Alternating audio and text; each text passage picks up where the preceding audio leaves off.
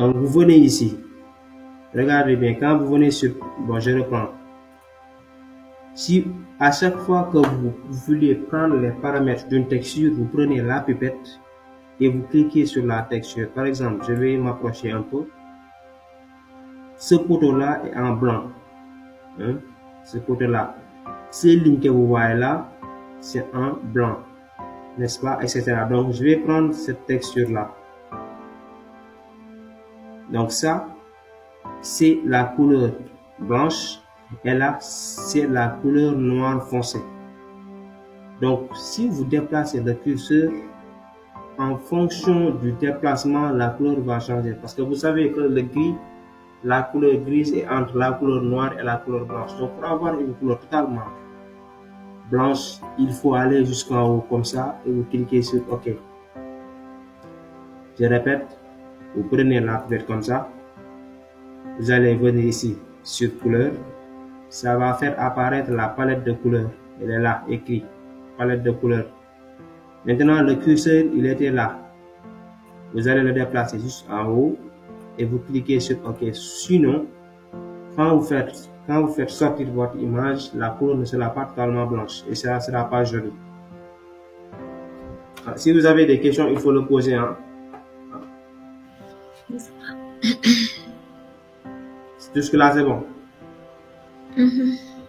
Oui, c'est bon.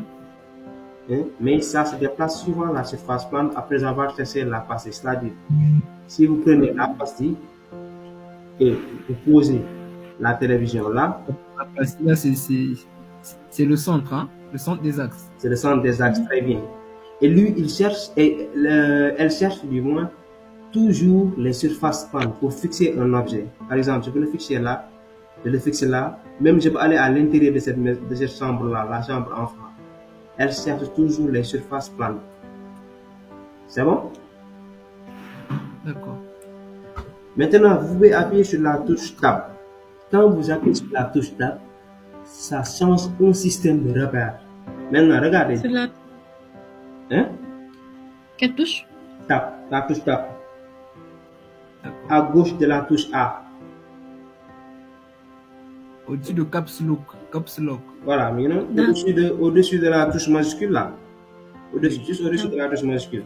La touche avec les deux flèches, sens opposé. Quand vous appuyez dessus, une fois, ça va changer le système de repérage. Donc ici, en plus d'avoir les trois axes, qu'est-ce qu'on a? On a des axes de rotation suivant les surfaces planes. Donc l'axe bleu là, je vais l'appeler l'axe Z, qui nous permet de déplacer la télévision suivant la hauteur.